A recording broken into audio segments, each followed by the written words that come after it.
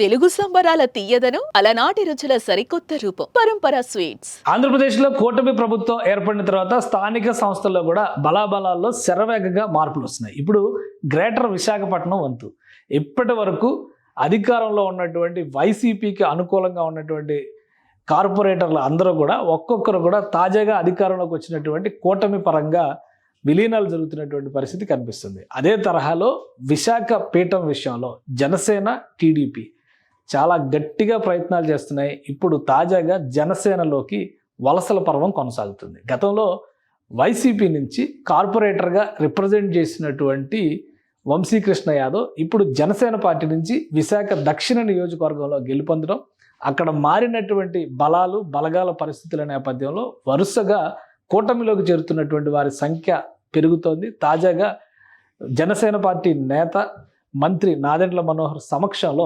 విశాఖపట్నానికి చెందినటువంటి కార్పొరేటర్లు జనసేన తీర్థం పుచ్చుకున్నారు.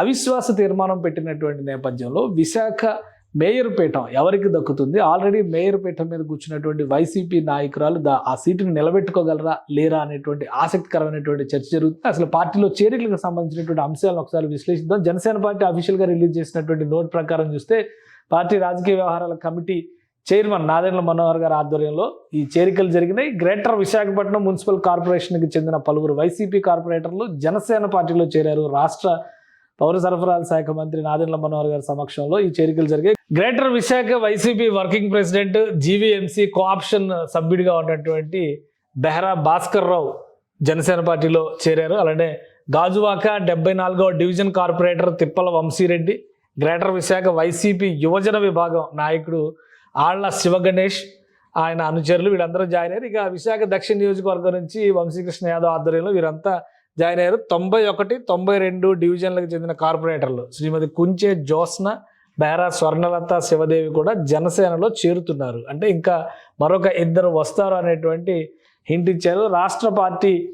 పార్టీ రాష్ట్ర కార్యదర్శి శ్రీమతి అంగ దుర్గా ప్రశాంతి ఇందులో పాల్గొన్నారు. ఓకే, ఇది మొత్తం మీద మరొక ఇద్దరు కార్పొరేటర్లు రాబోతున్నారు అనేటువంటి మాట చెప్తున్నారు. వాస్తవానికి అక్కడ మ్యాజిక్ ఫిగర్ అంటే అవిశ్వాస తీర్మానం ప్రవేశపెడుతున్నటువంటి నేపథ్యంలో మేయర్ తన పీఠాన్ని కాపాడుకోవాలంటే 74 ఓటింగ్ షేర్ దక్కించుకోవాల్సినటువంటి అవసరం ఉంటుంది. 74 మంది సభ్యుల బలం అంటే కోఆప్షన్ సభ్యులు, ఎమ్మెల్యేలు, ఎంపీలు వీళ్ళకి కూడా కార్పొరేషన్లో ఓటింగ్ ఉంటుంది కాబట్టి సో ఆ లెక్కను చూసినప్పుడు ప్రస్తుతం కూటమి నాయకత్వానికి 72 మంది బలం ఉన్నట్టుగా తెలుస్తుంది. 74 మ్యాజిక్ ఫిగర్ అంటే కేవలం 2 మాత్రమే తేడా ఉంది అనేటువంటి అంచనాలు ఉన్నాయి. ఇప్పుడు తాజాగా జనసేనలో జాయిన్ అయినటువంటి ఇద్దరు నాయకులు, మరొక ఇద్దరు కార్పొరేటర్లు కూడా రాబోతున్నారు అనేటువంటి అంశం ఆసక్తికరంగా మారింది. జనసేన పార్టీ కానీ తెలుగుదేశం పార్టీ కానీ గతంలో జరిగినటువంటి ఎన్నికల లెక్కల ప్రకారం చూస్తే కనుక ఇక్కడ ఒక ఈక్వేషన్స్ దృష్టిలో పెట్టుకోవాలి మనం.